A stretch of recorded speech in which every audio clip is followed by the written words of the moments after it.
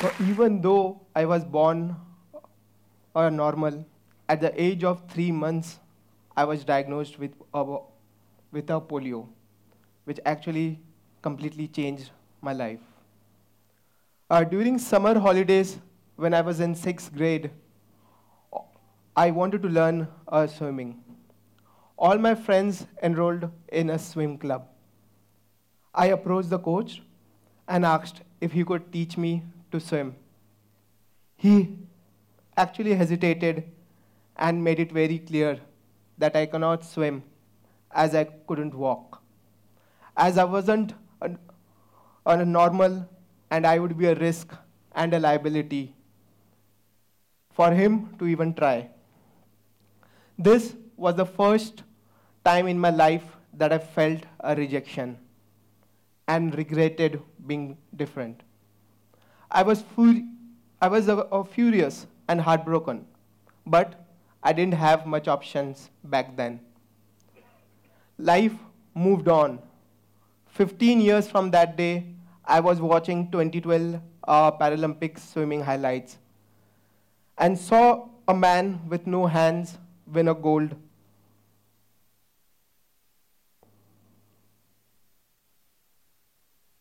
And saw a man with no hands win a gold in his category. I suddenly realized how some people back then suddenly defined my ability and made me question myself. I was determined to prove them wrong. I took up the challenge once again.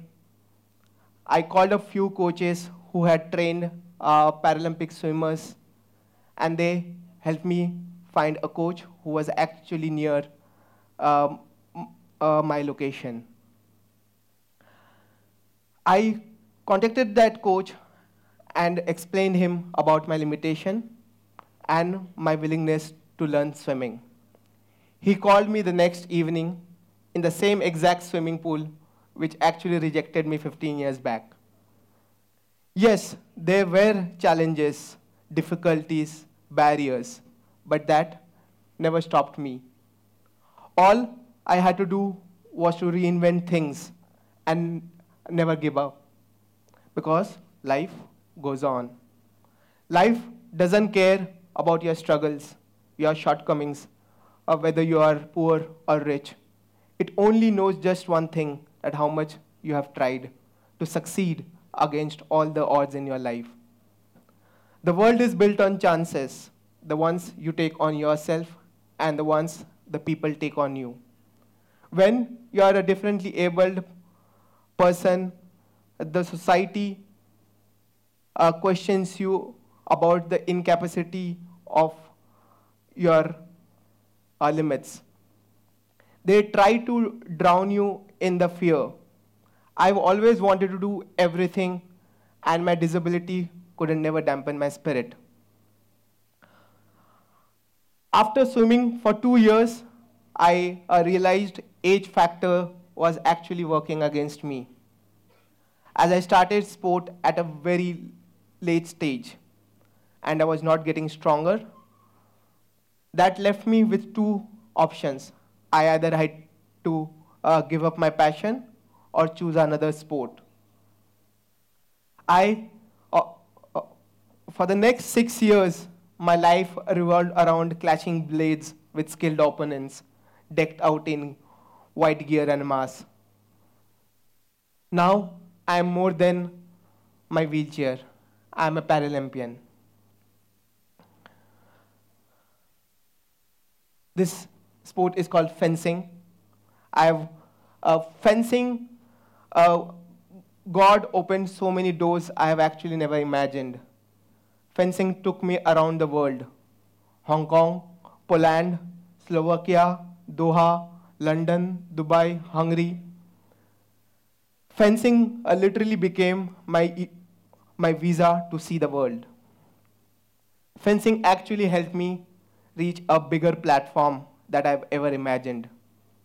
I was speaking at schools, colleges, and corporates and reaching out to thousands of people, increasing awareness on equal opportunities. I knew I couldn't change the present, so I tried shaping the future. Sport is what enabled me to become the first Indian to be a part of a US exchange program on sports diplomacy. Now, I was making impact at a global level, helping underdeveloped nations in sports and using sports as a tool to drive change in policies, with the single biggest objective being accessibility.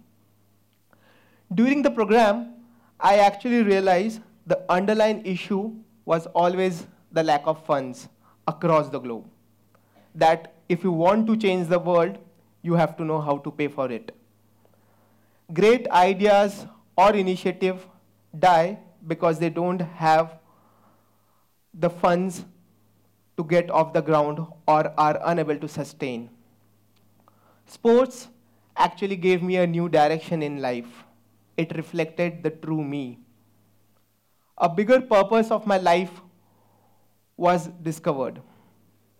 It became my moral compass. Throughout India, the lack of awareness and accessibility prevents thousands of people with disability, restricts them from accessing sports. I want to tell them that it's not impossible. Despite severe disparity and the available facilities, the Indian Paralympic team brings the same pride to the nation than what an Olympic player does. Greatest social movement in history were powered by an idea, and people's believe in that idea. Real change and impact require resources.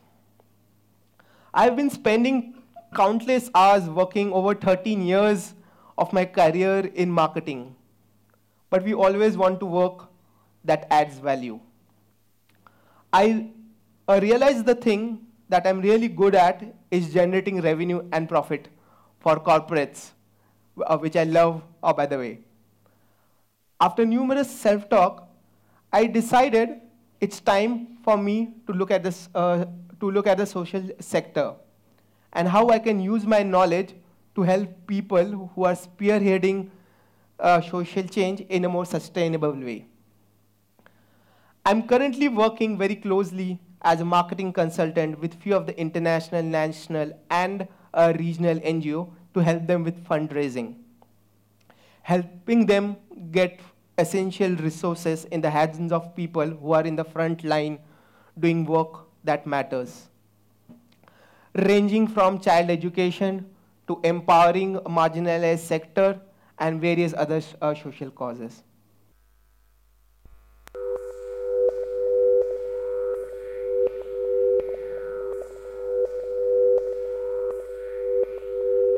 Growing up, we would talk about the American dream and work hard, study hard, and you could move forward. But if you had a disability, working hard and study hard didn't really mean you'd get anything. I went and applied for a daycare job to be a teacher's assistant. The teachers liked me, and then they found out that I had been in special ed, and all of a sudden the job was no longer available.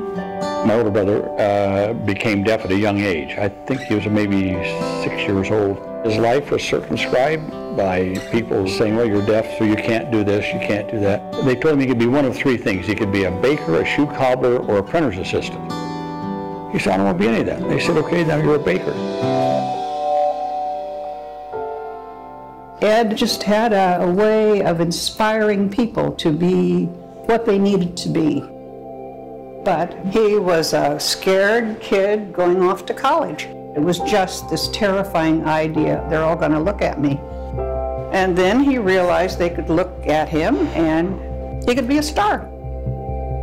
Of course, it opened the doors to people who had kids with disabilities. I wanted to be a teacher.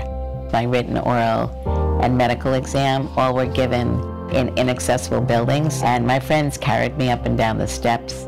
And then I was failed on my medical exam because I couldn't walk, and I really couldn't let it drop. Friends of mine and I decided that what we would do is we would set up this group. I got a flyer in Braille, which I'd never received before. It said something like, fight for your civil rights. That was really the beginning of advocacy. I never knew that there was such thing as, being proud of being a disabled person. It was everybody really beginning to demand respect and the right to be able to do with their life what other people do and don't have to think about. This one person said to me one day, we got left out. I said, left out of what? He said, the Civil Rights Act. You can't discriminate against people of color or women or sex or national origin, but disability, perfectly legal. I became aware then of a movement to have a broad civil rights bill to cover all people with disabilities. We had this wonderful point in time when we had the President of the United States strongly in back of it. We will not tolerate discrimination in America. I now lift my pen to sign this Americans with Disability Act and say, let the shameful wall of exclusion finally come tumbling down. The biggest impact of ADA has been the change in the physical environment. Everything from curb cups to widened doors to seating in theaters. Buses are accessible. It means that people can actually get to their job. There's consciousness around accessible restrooms and hotel room doors. It has spawned a whole bunch of new technology. Portable respirators came out, motorized wheelchairs came out. Technology has transformed the lives of deaf individuals like myself. For those with intellectual developmental disabilities, technology is what allows them to participate. People with disabilities can work and can be a part of the community. You're seeing people with physical disabilities actually coming out to play high school sports. I gained a real understanding of the ADA and what it symbolized. We have the right to do everything and anything that we want, and it's because of the ADA. If my brother were alive today, I think now he would think that more people like him now have a better shake, more fair shake.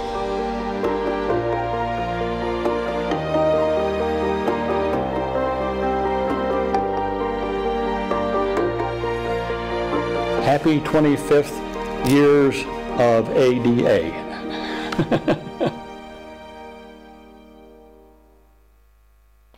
I truly hope after my speech today, you will make sure to request people around you to give or volunteer and help those who relentlessly are fighting for various missions. So people like me can play sports and access sporting areas, because a gold is a gold at the end of the day. It doesn't matter if it's won by an Olympian or a Paralympian.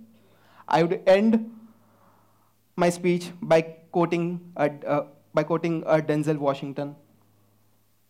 It's not how much you have, it's what you do with what you have. Thank you all.